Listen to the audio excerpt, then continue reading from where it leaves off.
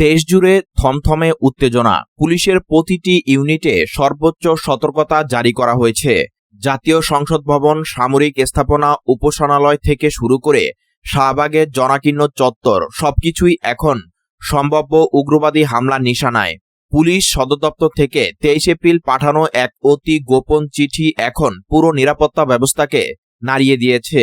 DIG Kamrul হাসানের স্বাক্ষরিত সেই চিঠিতে গোয়েন্দা তথ্যের ভিত্তিতে ভয়ঙ্কর সতর্কবার্তা দেওয়া হয়েছে। চিঠিতে বলা হয়েছে, নিষিদ্ধ উগ্রবাদী সংগঠনগুলো বড় ধরনের নাশকতার পরিকল্পনা করছে। সম্ভাব্য টার্গেটের তালিকায় রয়েছে সংসদ ভবন, সেনা ও পুলিশের গুরুত্বপূর্ণ স্থাপনা, মসজিদ, মন্দিরের মতো উপাসনালয় এবং শাহবাগের মতো জনবহুল এলাকা।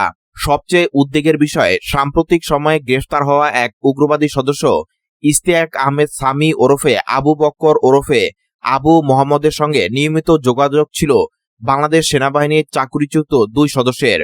প্রশিক্ষিত সামরিক হাত যখন উগ্রবাদী আদর্শের সঙ্গে মিশে যায়, তখন হুমকির মাত্রা অনেকগুণ বেড়ে যায়। সূত্রগুলো জানাচ্ছে, এই নেটওয়ার্ক আর শুধু দেশীয় গ্রুপে সীমাবদ্ধ নয়। জামাতুল মুজাহিদিন বাংলাদেশ, আনসার আল ইসলামের সঙ্গে যুক্ত হয়েছে তেহরিকি তালিবান পাকিস্তান এবং আল কায়দার সূত্র।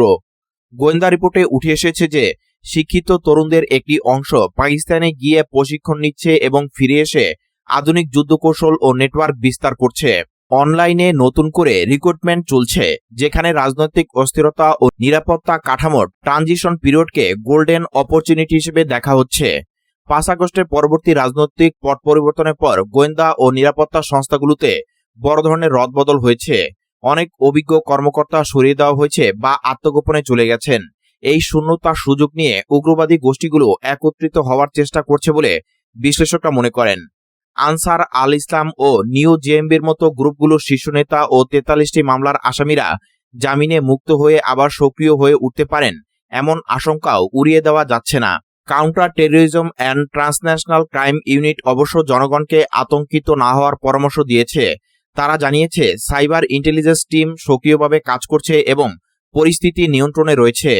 তবে পুলিশ সদর দপ্তর থেকে এসপি পর্যায় থেকে শুরু করে সিআইডি পর্যন্ত সতর্কতা বার্তা পৌঁছে যাওয়ায় জনমনে প্রশ্ন উঠেছে, ভিতরে আসলে কতটা গভীর এই হুমকি। বিশেষজ্ঞরা বলছেন, শুধু গ্রেফতার করে সমস্যার সমাধান হবে না। দারিদ্র্য, বৈষম্য, রাজনৈতিক অস্থিরতা ও অনলাইন রেডিক্যালাইজেশনের মাধ্যমে যে বিষ ছড়ানো হয়েছে তার শিকড় অনেক গভীর।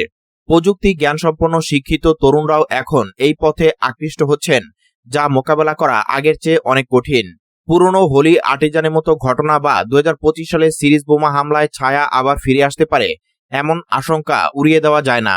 এদিকে দেশের রাজনৈতিক অঙ্গনে তীব্র উত্তেজনা বিরাজ করছে। শেখ হাসিনাকে দেশে ফেরানোর দাবিতে পুলিশ ও সেনাবাহিনী একযোগে মাঠে নামার খবর ছড়িয়ে পড়েছে। অন্যদিকে বর্তমান অন্তর্বর্তী সরকারের প্রধান উপদেষ্টা প্রফেসর মোহাম্মদ ইউনূসের নেতৃত্বাধীন ব্যবস্থা এবং বিএনপি নেতা তারেক রহমানের ঘনিষ্ঠ মহল এই পরিস্থিতি সামাল দিতে চরম চাপের মুখে রয়েছে। নিরাপত্তা বাহিনীগুলোর সমন্বিত অভিযানের মাধ্যমে যে কোনো অস্থিতিশীলতা ঠেকানোর প্রস্তুতি নেওয়া হচ্ছে বলে সূত্র জানিয়েছে। বাংলাদেশ এখন এক সংকটময় মোড়ে দাঁড়িয়ে। পুলিশ সজাগ আছে, গোয়েন্দা সংস্থাগুলো নজরদারি বাড়িয়েছে, কিন্তু শুধু আগুন নেভালে চলবে না, আগুনের উৎস খুঁজে বের করতে হবে।